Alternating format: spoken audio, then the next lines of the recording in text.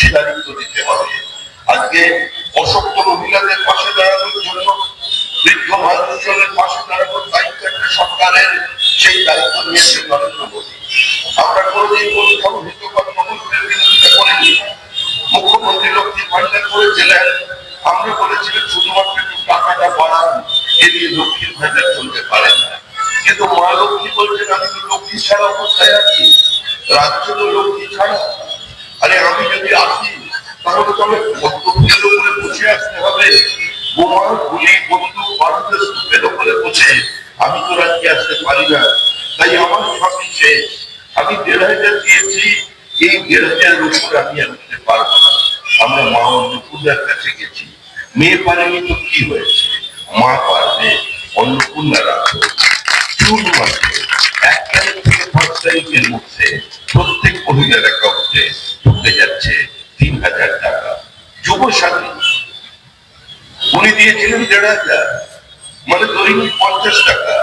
একজন গ্রাজুয়েট যুবক, একজন পোস্ট গ্রাজুয়েট যুবক ৪১ বছর বয়স পর্যন্ত আমরা বেশি দিতে পারিনি, আমরা ৩,০০০ টাকা দেবার কথা বলেছি।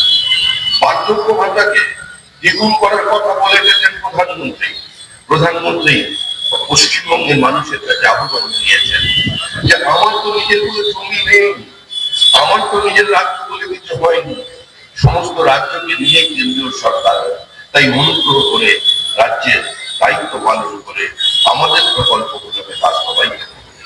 এই আহ্বানে রাজ্য সরকার সাড়া দেয়নি। পিএম বিশ্বকর্মা অসংগঠিত শ্রমিকের জন্য ৭.৫ লক্ষ মানুষ অ্যাপ্লাই করেছিল, রাজ্য সরকার বাস্তবায়ন হতে দেয়নি। পিএম বিশ্বকর্মার ফল ছাড়া আয়ুষ্মান হোটেলের সন্ধান পেয়েছেন। ২০১৮ থেকে ২০২১ পর্যন্ত ধারাবাহিকভাবে চিঠি লিখে যাচ্ছেন, ২১টা চিঠি লিখে ফেলেছেন। বহু চাল বাহানা করবার পরে গত বছর বাজেটে চন্দ্রিমা দেবী ঘোষণা করেছিলেন যে তারা পিএমএল প্রোভাইড করবেন, তারা পার্টিসিপেট করবেন। আজ পর্যন্ত এলাকা খালি করবার কোন এভিকশন নোটিশ এদের কাছে পৌঁছায়। আমাদের জঙ্গলমহল এলাকায় বিপুল পরিমাণ ম্যাঙ্গানিজ ফাইনালের সন্ধান পাওয়া গেছে। ম্যাঙ্গানিজ ওর বাঁকুড়ায় পাওয়া গেছে, ঝাড়গ্রামে পাওয়া গেছে। ময়েল পিএসইউ ভারত সরকারের ৪বার চিঠি লিখে জানিয়েছেন একটু পার্টিসিপেট করুন, রাজ্য সরকার তা করতে চলেছে। পুরুলিয়ায় রেয়ার মিনারেল পাওয়া গেছে, কয়েক লক্ষ কোটি টাকা যার দাম। আজকে সেখানে অপশনে যেতে গেলে রাজ্য সরকারের সহযোগিতা দরকার, রাজ্য সরকার পার্টিসিপেট করবে। এই সরকার শুধু শিল্প বিরোধী সরকার নয়, এই সরকার পুরো ব্যবস্থাটাকে ধ্বংস করে দিয়েছে। মুখ্যমন্ত্রী বলেছিলেন যদি আগে জানতাম এদের টিকিট দিতাম না। তার পরের ঘটনা প্রত্যেকের জানা। মাছ খায় যে সব পাখিতে, মাছরাঙাটাই কলঙ্কিনী। যত দোষ শুধু পার্থ চট্টোপাধ্যায়ের।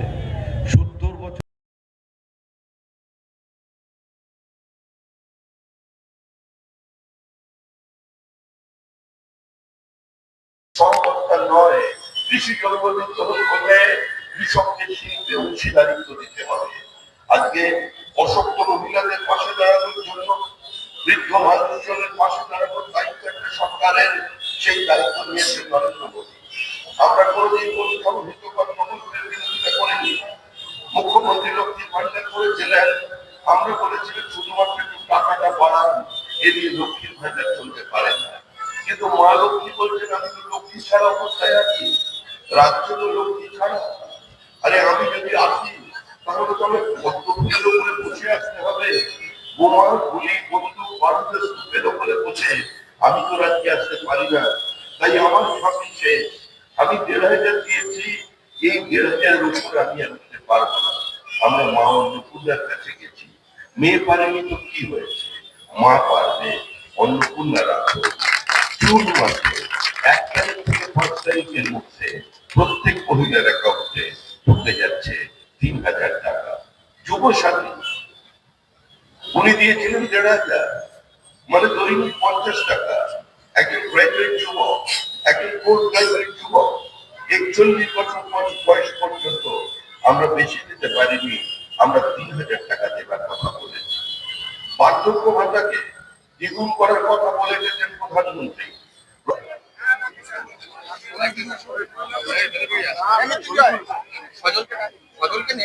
वंदे वंदे वंदे बीजेपी बीजेपी बीजेपी जिंदाबाद भारत माता की भारत माता की। কোথাও লাল পতাকা লাগিয়ে বিপদ লিখে দিন, ধারে কাছে মানুষ যাবে না। এরা 34 বছর ধরে ওই লাল পতাকা নেড়ে নেড়ে পশ্চিম বাংলার অগ্রগতিকে স্তব্ধ করে দিয়েছিল, কম্পিউটার আনা বন্ধ করে দিয়েছিল, ইংরেজি শিক্ষা বন্ধ করে দিয়েছিল, আর রক্তে লাল করে দিয়েছিল পশ্চিম বাংলা। বানতলা থেকে ধানতলা, ছোট আঙারিয়া, সিঙ্গুর, বিজন সেতু, সাইবাড়ি বলতে বলতে রাত্রির কাবার হয়ে যাবে। তাই ভুল করেও যেন আপনাদের হাত। রাজনীতির ভাষায় রাজনীতি করতে পারে, নদীর নিভে যাওয়ার আগে চলে তৃণমূলের কোনো বক্তব্যের কোনো গ্রহণযোগ্যতা, কোনো প্রতিষ্ঠা আজকে এই মুহূর্তে জনমনে নেই। তৃণমূল যা বলছে মানুষ 15 বছর ধরে শুনেছে, দেহ মন দিয়ে সেগুলোকে স্পর্শ করেছে। এখন বেলা শেষ, চলে যাবার সময় হয়ে গেছে। মমতা বন্দ্যোপাধ্যায় অভিযোগ করছেন পুলিশ নাকি তাকে অনুমতি দিচ্ছেন না সভা করার, পাল্টা বিজেপিকে দেওয়া হচ্ছে। মুখ্যমন্ত্রীর পরেই সংসদীয় গণতন্ত্রের যে স্থান, তিনি বিরোধী দলনেতা। আমাদের রাজ্যের বিরোধী দলনেতাকে মিটিং করার জন্য 104 বার হাইকোর্টের দরজায় পৌঁছতে হয়েছে, এটা প্রত্যেকের জানা। আমি আবার বলছি, মুখ্যমন্ত্রীর সম্পর্কে তো আমি অন্য কোনো উক্তি করতে পারি না, তিনি আজকেও আমাদের রাজ্যে। তার এই অপলাপ আমার মনে হয় মানুষ আর দিচ্ছে।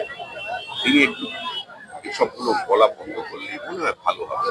তার নিজের রাজনৈতিক উচ্চতার সঙ্গে চলে যাওয়ার সময় তিনি বিচার করছেন। শ্রমিকদা, এর পাশাপাশি আপনার কাছ থেকে জানতে চাইবো যে যোগী আদিত্যনাথকে আক্রমণ